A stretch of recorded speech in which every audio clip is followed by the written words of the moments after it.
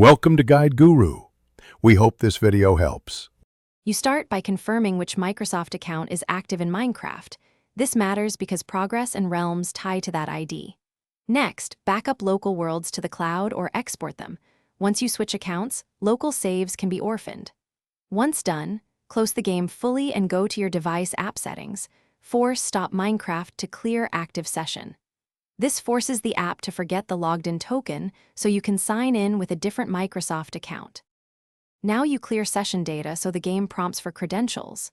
Go to Storage, clear cache first. If Minecraft still signs in automatically clear data, this resets local login but not cloud saves tied to the old account. Then reopen Minecraft.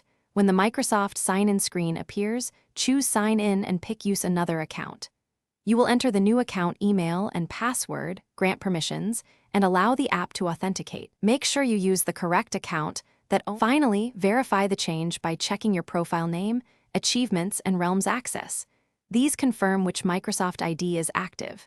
If you do not see your worlds, restore the backups you made or re-download worlds from the original Microsoft account if needed. Account-linked content does not transfer automatically. If sign-in fails or the old account persists, reboot the device, reinstall Minecraft, and clear Microsoft authentication, cache and device accounts. That resolves most token or caching issues. Thanks for watching. Consider subscribing if we helped you today.